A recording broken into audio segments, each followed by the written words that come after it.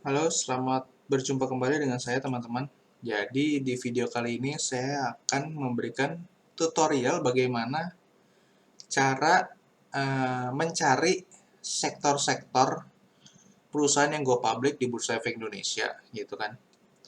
Nah, masalahnya adalah setiap tahunnya atau mungkin setiap beberapa periode tahun 2, 3, atau 4 tahun sekali atau 5 tahun sekali. Jadi eh, sektor-sektor ini tuh seperti diperbaharui. Dia jadi tergabung dalam indeks yang namanya indeks. Jadi di indeks itu saham-saham itu misalkan dikelompokkan. Indeks barang konsumsi, indeks transportasi, indeks energi, indeks perbankan atau indeks finance. Kemudian ada indeks cyclical dan non cyclical seperti itu. Nah, kebetulan di tahun 2021 kemarin, tahun lalu, IDX itu nerbitin sektoral indeks baru gitu. Jadi agak berbeda, misalkan ada perbedaan-perbedaan yang cukup mencolok di IDX energi gitu kan. Jadi kalau dulu tuh ada namanya sektor pertambangan, ya kan. Nah, kalau sekarang tuh dibagi lebih spesifik lagi gitu. Nanti kita langsung lihat aja dan ini caranya gimana sih? Aksesnya dari mana sih datanya? Karena kan kita harus ketika melakukan penelitian gitu kan, skripsi atau mau bikin jurnal, artikel, kita harus mempunyai dasar yang jelas. Datanya tuh diambil dari mana gitu kan. Apakah data yang kita ambil ini dasarnya jelas ya kan? Diambil dari siapa yang nerbitin indeks-indeks ini gitu kan. Oke, langsung aja. Sudah pasti kalau ini kita pakai di website IDX. Nah, kemana nih di IDX ya kan? Kalau kalian nggak kurang bukan seorang trader saham atau investor saham, mungkin kalian akan kebingungan nih. Cari di mana ya? Kelak-klik sana sini kagak ketemu gitu kan. Kita langsung aja. Biasanya dia ada di data saham. Ya kan, ini kita masuk ke sini data pasar, kemudian data saham ini kan. Biasanya ada di indeks saham ini seperti ini. Klik ya kan. Nah, di sini nanti dia akan muncul seperti ini. Tuh. Jadi di sini adalah indeks-indeks apa aja sih yang bisa kita jadikan bahan penelitian untuk skripsi atau jurnal kayak gitu. Terserah.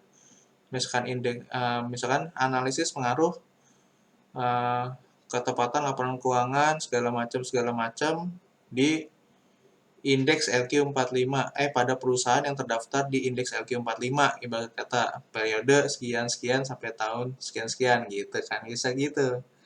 Jadi ini indeks-indeks ini banyak nih, terserah lah kalian mau pilih mana gitu kan. Jadi gunanya indeks-indeks ini tuh mempermudah pada dasarnya mempermudah investor untuk meracik portofolio mereka, portofolio saham. Pada dasarnya seperti itu. Gitu. Ya kan, banyaklah indeks-indeksnya. Bisa dicari itu tahun-tahunnya. Oke. Tapi ternyata bukan di sini ternyata. Kita buka lagi.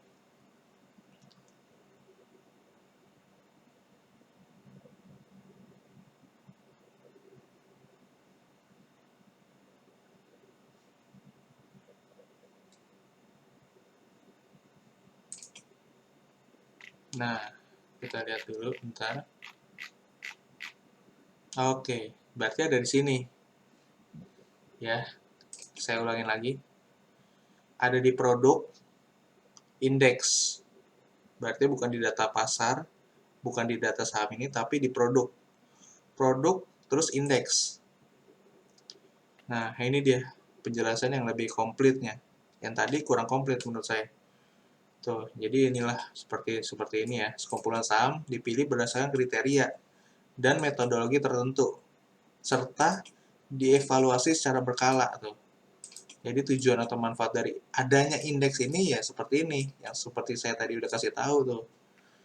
Intinya ya buat inilah, buat jadiin apa benchmark tolok ukur kita sebagai investor saham itu, tolok ukur kita udah lebih baik nggak sih dibanding yang ada di IDX ini gitu kan. Jadi daripada kamu beli saham single gitu misalkan, apakah tidak lebih baik kamu membeli reksadana yang isinya adalah reksadana LQ45 seperti itu, atau IDX 30 seperti itu. Kayak gitu.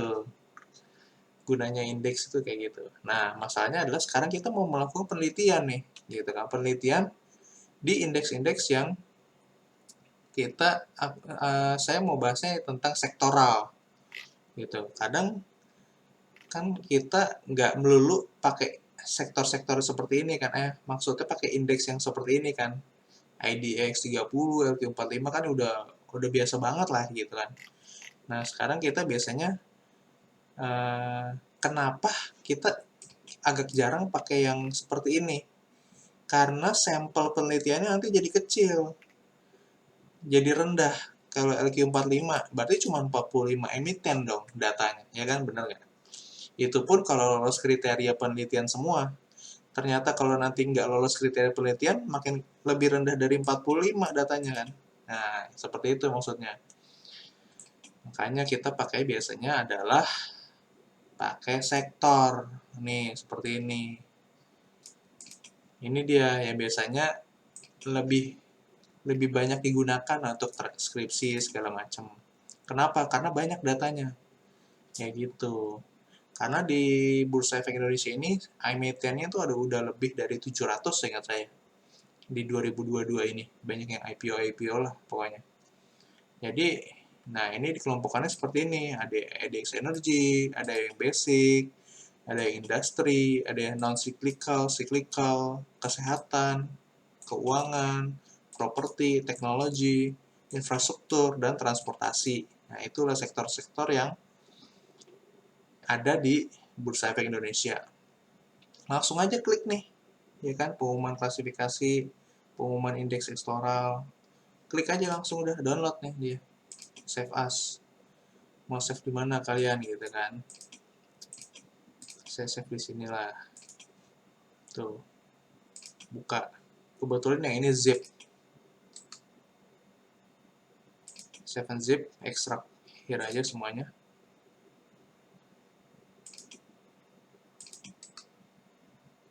Di zip lagi. Nanti akan muncul daftar saham indeks sektoral IDX IC. Kita klik Excel-nya. Seperti ini bukanya. Tuh.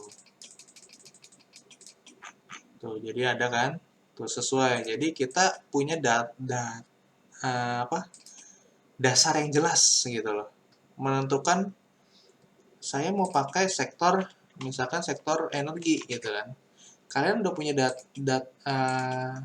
dasar yang jelas gitu loh. Didasarkan pada apa? Misalkan pada lampiran pengumuman Bursa Efek Indonesia nomor sekian-sekian tahun 2021 tanggal sekian. Nah, ini udah ada gitu, udah jelas gitu bahwa kalian ngambil datanya tuh dari tanggal sekian sesuai PEI gitu.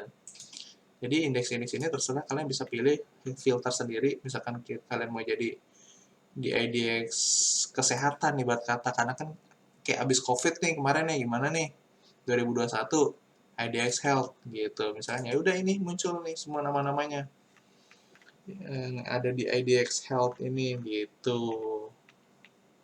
Atau kalian mau energi silakan, atau kalian mau infrastruktur nih, infrastruktur lagi terpuruk ya kan, ibarat kata lagi pada semuanya lagi merugi semua nih, infrastruktur gimana nih ya kan, apakah masih layak kita investasi di sana, di perusahaan infrastruktur ini, kayak gitu. Tuh, kayak gitu caranya. Itu cara nentuinnya. Ini juga jangan lupa nih di download aja nih sekalian. Biar kalian sambil baca-baca juga gitu.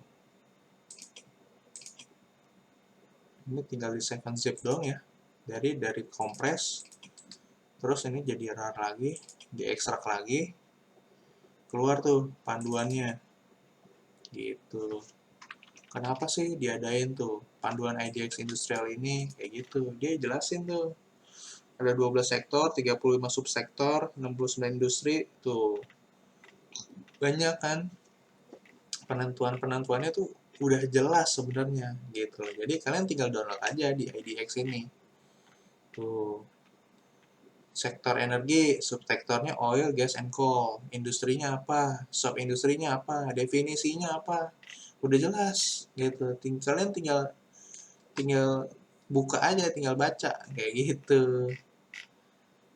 Udah sih, seperti itu sih caranya. Oke ya, sekian dulu gitu.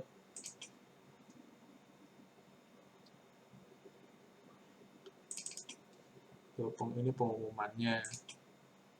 Tuh dari sini gitu. Jadi kita punya data yang jelas. Udah, gitu aja sih. Sekian dulu ya. Thank you.